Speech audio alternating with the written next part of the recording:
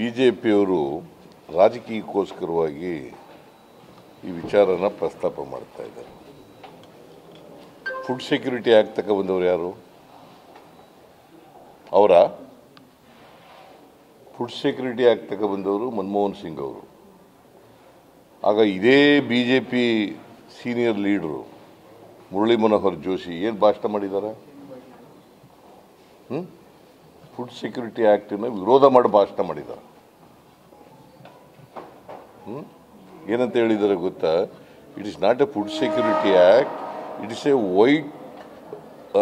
Vote security act ಅಂತ ಭಾಷಣ ಮಾಡಿದ್ದಾರೆ. ಯಾರು ಮಾತಾಡಿರೋದು? Mister Murali Manohar Joshi, senior leader of the BJP.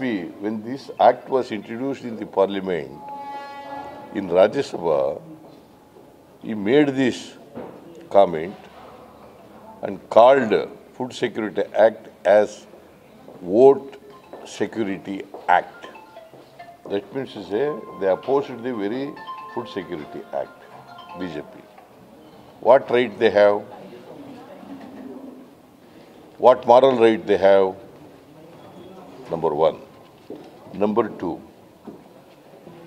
ಕರ್ನಾಟಕದಲ್ಲಿ ಫ್ರೀಯಾಗಿ 5 kg ಅಕ್ಕಿ 7 kg ಅಕ್ಕಿಯನ್ನು ಫ್ರೀಯಾಗಿ ಕೊಡೋಕ್ಕೆ ಯಾರು ಮಾಡಿದ್ದು? ಯಾರ್ರೀ? 7 kg ಅಕ್ಕಿ ಕೊಡಲಿಕ್ಕೆ ಫ್ರೀಯಾಗಿ ಕೊಡಬೇಕು ಅಂತ ಮಾಡಿದ್ದು ಸಿದ್ದರಾಮಯ್ಯನ ಸರ್ಕಾರ. ಅದನ್ನು 7 kg ಇಂದ 5 kg ಇಷ್ಟವ್ರು ಯಾರು? 7 kg ಇಂದ 5 kg ಇಷ್ಟವ್ರು ಯಾರು? Mister Yediyurappa.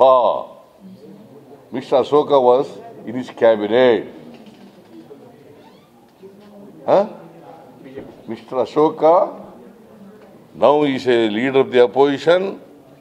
He was in the Yediyurappa's cabinet. ಯಾಕೆ ಹೋಗಿ 2 kg ಕಮ್ಮಿ ಮಾಡಿಬಿಟ್ರಲ್ಲ? ಯಾಕೆ ಬಾಯಿ ಉಸಿರೆತ್ತಲಿಲ್ಲ? ಬಿಜೆಪಿಯವ್ರು ಯಾಕೆ ಮಾತಾಡಲಿಲ್ಲ? ಯಾಕೆ 2 kg ಕಡಿಮೆ ಮಾಡಿದ್ರು? ನೀವು ಕೇಳಬೇಕು. ನೀವು ಕೇಳೋದಿಲ್ಲ. ಇವೆಲ್ಲ ಏನು ಇತಿಹಾಸ ಮರ್ತು ಬಿಡ್ತೀರಿ ನೀವು.